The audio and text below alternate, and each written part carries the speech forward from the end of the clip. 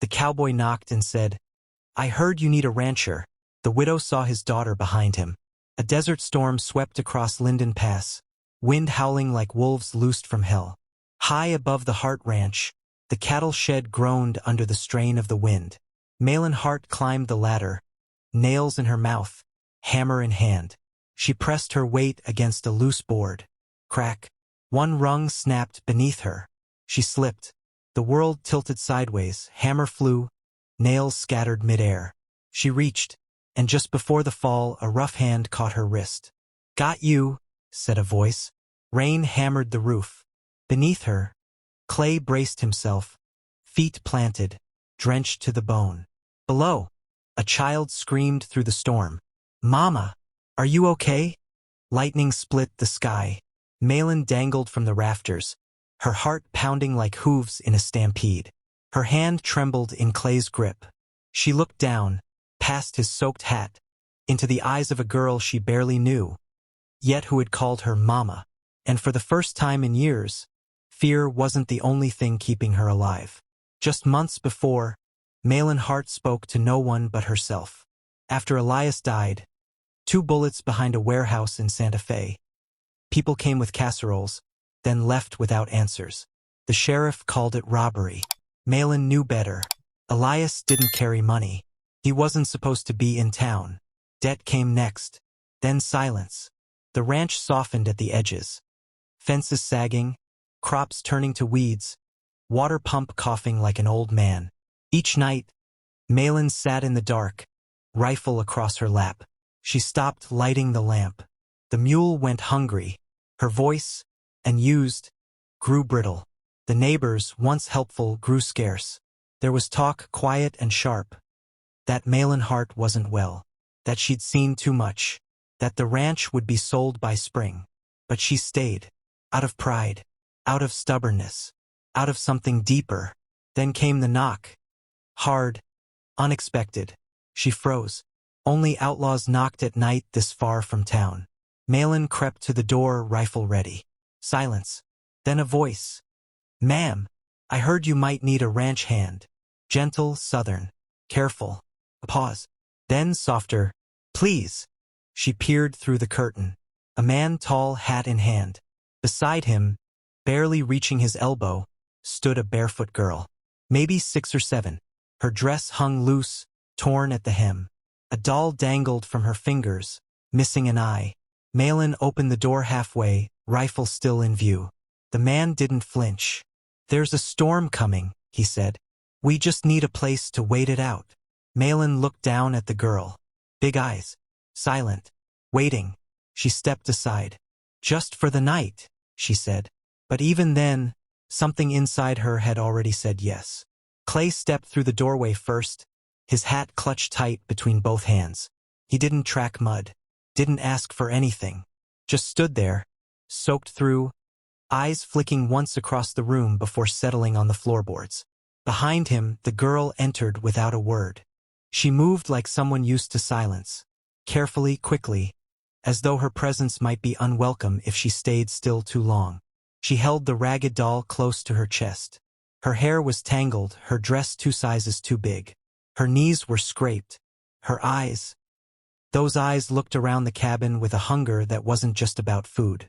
Malin pointed to the fire. "You can dry off there." Clay hesitated. She noticed that. He glanced at the rifle still resting across her lap.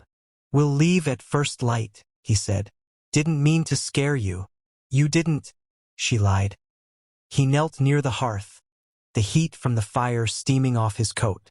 The girl, still unnamed, sat beside him, careful not to touch anything. Malin finally spoke. "What's your name?" The girl looked up. Her voice was a whisper. "Amber." Clay turned slightly. "She don't talk much, but she's tougher than she looks." "She yours." A long pause. "In every way that matters," he said. Malin noticed the way he said it, with something that resembled sorrow more than pride.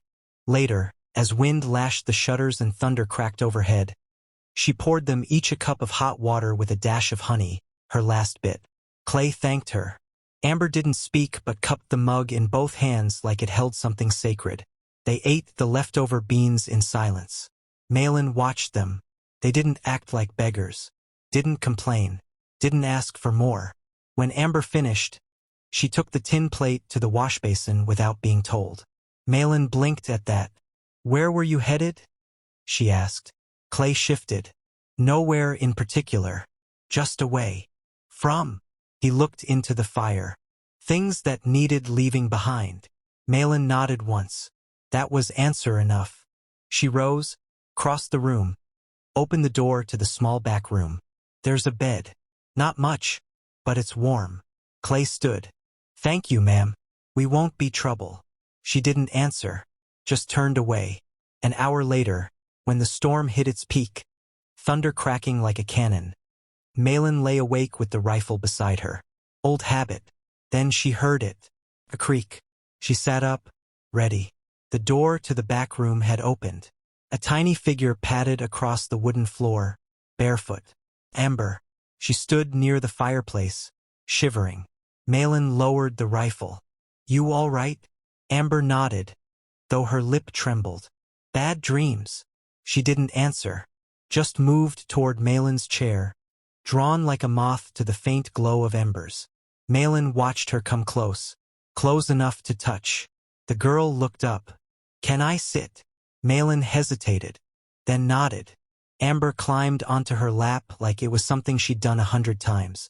She leaned against her shoulder, doll tucked between them, breath warm and slow. Malin's arms stayed rigid at first. Then they softened, then slowly wrapped around the child. The rifle slid to the floor. In the dark, Amber whispered, "Thank you." For a long moment, Malin didn't speak. Couldn't. Then, just above a whisper, "You're welcome." And that was how it started. The next morning, Malin rose before dawn. The storm had passed, leaving the ranch damp and hushed. Mist clung low to the hills. Somewhere, a bird called, tentative, like it wasn't sure the world was safe again. She found Clay already outside, shirt sleeves rolled, boots caked with mud. He was mending the fence, carefully, silently, tying wire with practiced hands. He worked like a man repaying something that hadn't been asked of him. Amber sat nearby, wrapping twine into loops. "You could have waited to be asked," Malin said, stepping onto the porch. Clay didn't stop working. Didn't seem right to sit still with all this needing done. She stood a moment, arms folded. Then she turned back inside. That evening, they fixed the gate together. Malin held the beam steady while Clay hammered. His hand brushed hers once. Rough, calloused, warm. They didn't speak of it. The sun dipped low. The porch light flickered to life. Later, Malin spotted Amber kneeling beside the mule with a bucket of feed. The girl looked up. "Can I help more tomorrow?" Malin didn't answer at first. She just watched the small hands work. Then, "You can help as much as you like." Amber beamed. Not smiled, beamed. That night, another storm rolled in, gentler than the last. The roof over the cattle shed began to rattle again, one board lifting loose. Malin grabbed her hammer and climbed the ladder alone. "You sure?" Clay had asked. She nodded. "My shed. My wind." But near the top, the wood groaned. One rung cracked. Her boot slipped. She reached, fell, and then hands caught her. Strong, steady hands. "Got you," Clay said, his voice calm. She landed hard on her feet, soaked and breathless. Amber ran from the porch, barefoot in the rain, calling out, "Mama, are you okay?" The word struck Malin like thunder, "Mama." She looked at Clay, who was still holding her shoulders. Neither of them spoke. Later, wrapped in dry blankets, Amber curled beside Malin on the cot. The girl pressed close, the rag doll between them. Just before sleep claimed her, Amber whispered again, "Mama." And this time, Malin didn't correct her, didn't explain, didn't pull away. By the next morning, Clay had cleared the barn of old debris, stacked the hay properly, and fixed the broken door latch. He didn't wait for praise. He just kept working. Malin found herself cooking breakfast without realizing she was doing it. She poured 3 cups of coffee instead of 1. She placed a third chair at the table without thinking. She caught herself humming. Scared her a little. Later that day, Amber followed her around the house, helping with dusting, sweeping, folding the worn linens. Malin watched her fold a corner wrong and said, "That's not how it's done." Amber looked up, wide-eyed. Malin sighed. "Try again." She did. Slower this time. Better. In the evening, they shelled beans on the porch. Amber hummed a tune Malin didn't recognize. Clay sat nearby, whittling a piece of pine. The sounds were ordinary. They didn't feel ordinary. They felt like something else. Something almost like peace. One night, as the sky turned red behind the hills, Malin stood outside the barn, watching the wind stir the grass. Clay came to stand beside her. "I know what you're thinking," he said. "Do you? You're thinking this won't last." She didn't answer. "I don't expect to stay forever," he added. "But I'd be lying if I said I wasn't hoping to." She looked at him then, really looked. "You came with nothing," she said. "Not even a coat for that girl." He nodded. "Because we were running." "From what?" Clay hesitated. "I'll tell you when you're ready to hear it. And if I'm never ready, then I'll still tell you. Because you deserve to know." Amber called from the porch. "Supper's ready." Malin turned. "We better not keep her waiting," she said. Clay smiled. They walked back together, slow, silent steps. Inside, the table was set for 3. Malin didn't say it aloud, but in her chest, something shifted. She wasn't just letting them stay. She was letting them in. The stranger arrived just after noon. He came on a fine black horse, its coat brushed and gleaming. His coat was unspotted by dust, his boots polished, his gloves tight, as if he never intended to work in them. He rode like a man who owned things, land, money, people. Malin was mending the chicken coop when she saw him come through the gate. Clay stepped out of the barn, wiping his hands on his trousers. Amber watched from the porch, fingers wrapped around her doll. The rider dismounted slowly, then tipped his hat with a sharpness that wasn't politeness. It was control. "Afternoon," he said. "Tristan Fane." He extended a folded paper. Malin didn't take it. "What do you want?" "Your late husband's debt," Fane replied smoothly. Elias Hart wagered this property against a rather sizable game at the Copper Finch. Cards. For nights before he died. "That's a lie. Then you'll have no trouble proving it." Clay stepped forward. "She said it's a lie. That ought to be enough." Fane's eyes didn't even twitch. He turned toward Clay, looked him up and down like a man inspecting a field horse. "And you are just the man who fixes her fences and runs off snakes." Fane smiled slightly. "Well, you're brave. I'll give you that." He turned back to Malin. "I'll return in 3 days, either with a deed in hand or a writ of possession signed by the county judge. If the ranch is still occupied, I'll be bringing company." He mounted without a sound. But before he rode off, he looked straight at Amber. "You've taken in a girl. How charitable." His gaze lingered too long. Then he turned and trotted off down the road. They watched until the dust settled behind him. Clay didn't speak.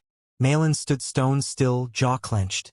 Amber stepped off the porch, looked up at her. "What does he want?" Malin bent down, pulled her close. "To scare us," she said. "But he won't." That night, after Amber was asleep, Malin pulled the old tin box from beneath the floorboards.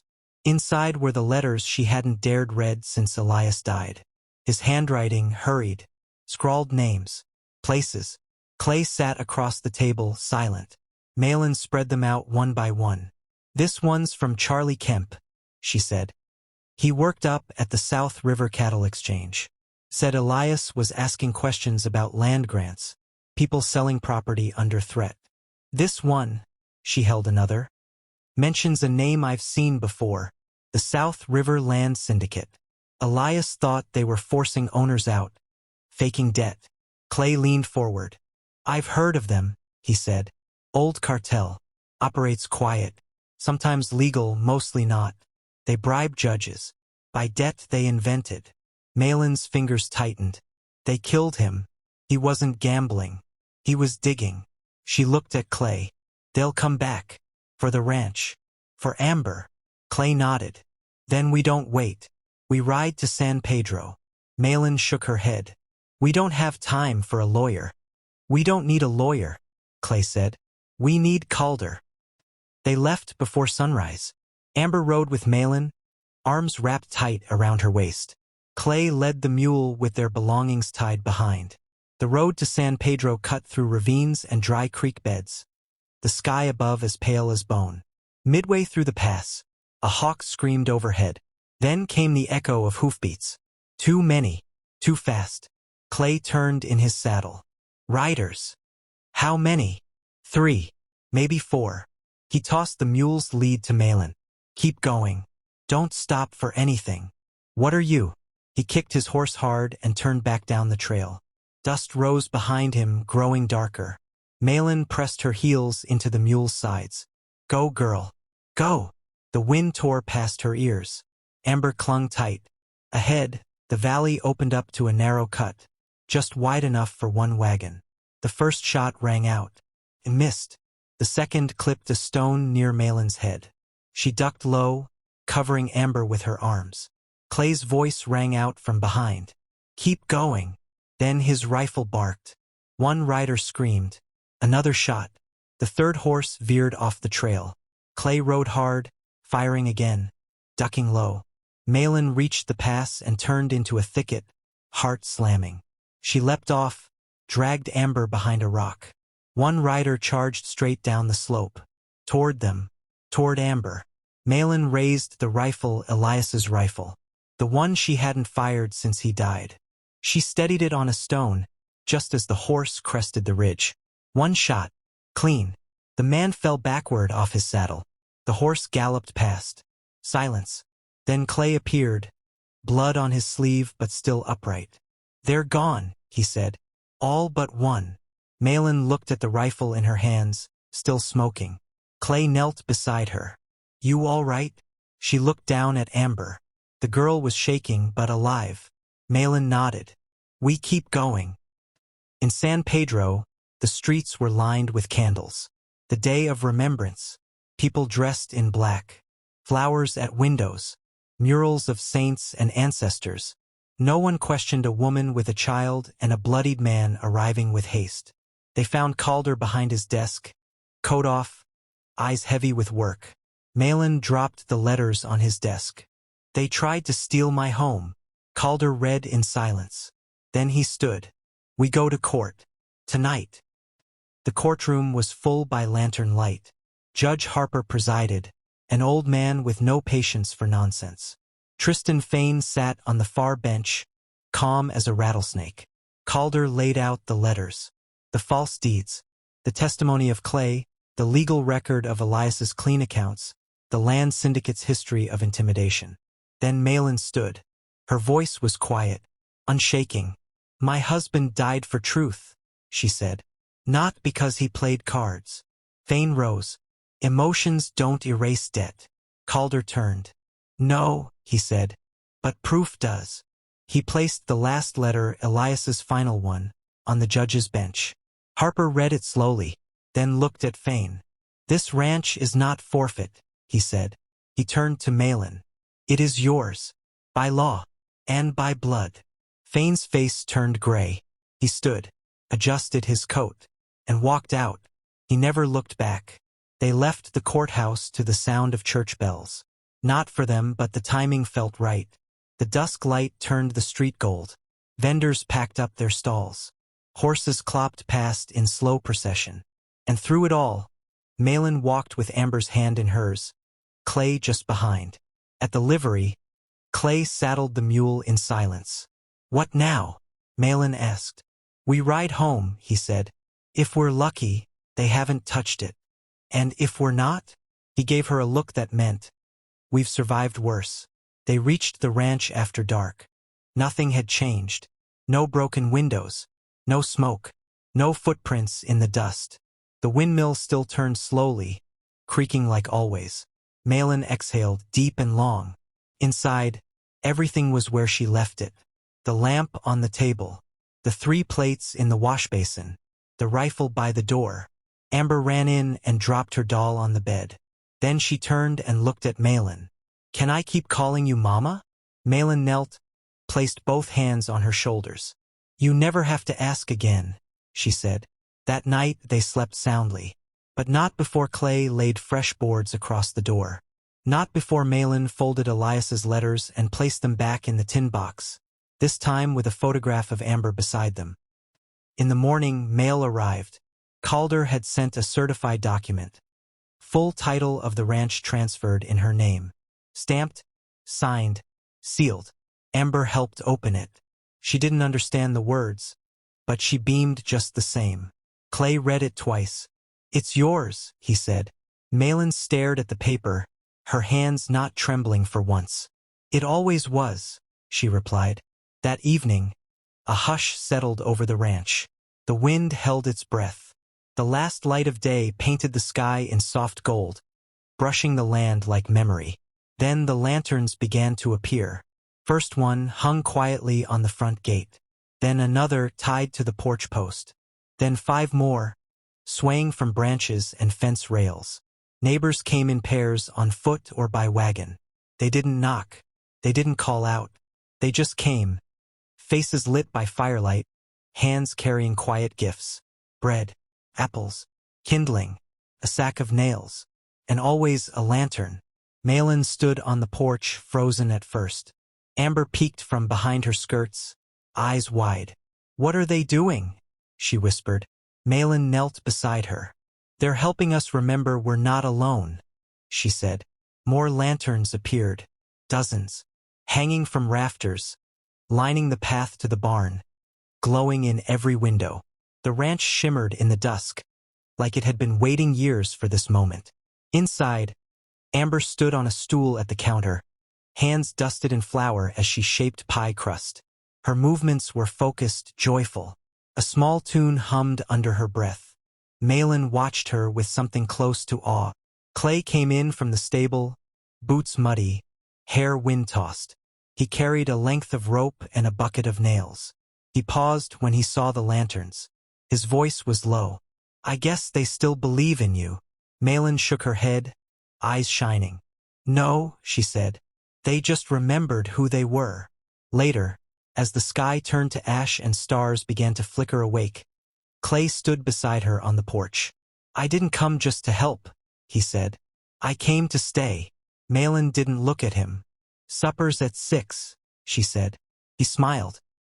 The 3 of them sat together at the table. No ceremony, no speeches, just food, warmth, a sense of time moving forward. After the dishes were cleared, Amber curled up near the hearth with her doll beneath the old quilt. Clay sat nearby, running his thumb over a smooth piece of cedar.